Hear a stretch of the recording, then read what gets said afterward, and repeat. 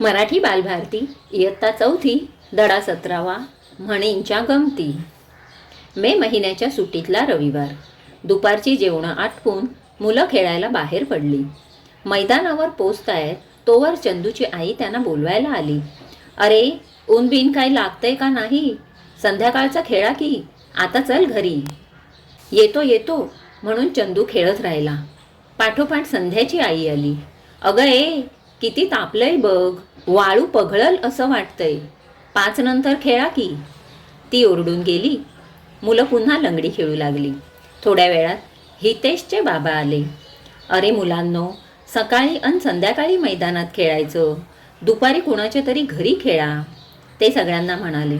फक्त थोडा वेळ, असं म्हणत हितेश लंगडी घालू लागला. तो 4 पावलं गेला असेल इतक्यात अमीनाचे दादू म्हणजे आजोबा बोलवायला आले. वैतागलेली अमीना म्हणाली, काय हो दादू, कुणीच मोठी माणसं खेळू देईनात, घरी चल करतायत, अशी कशी एकसारखी वागतात ती? दादू हसून म्हणाले, बरोबर आहे बेटा, त्यांना काळजी वाटते तुमची. कुठेही गेलात तरी पळसाला पानं 3च असतात. शाळेत खेळांच्या स्पर्धा सुरू होत्या. बाईंनी नेहमीप्रमाणे वर्गातल्या सगळ्या मुलांना भाग घ्यायला लावला होता.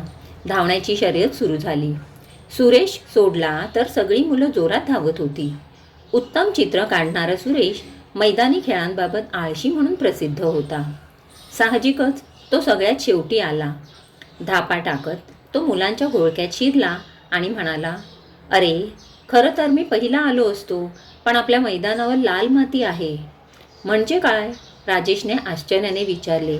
अरे, मी जोरात धावलो असतो तर माझे पांढरे शुभ्र बूट मळले असते ना, म्हणून मी हळू धावलो.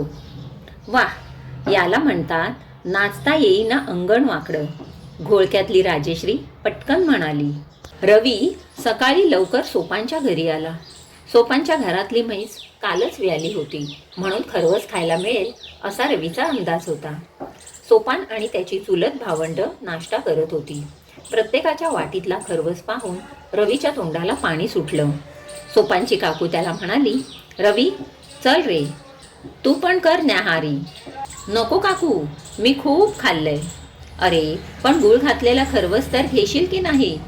नको, माझे दात दुखतायत. रवी म्हणाला, खरवसाला कशाला लागतात रे दात?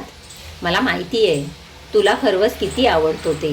सोपान कालच म्हणाला होता की तू येणार आहेस म्हणून. उगाच ताकाला जाऊन भांडं लपवू नये.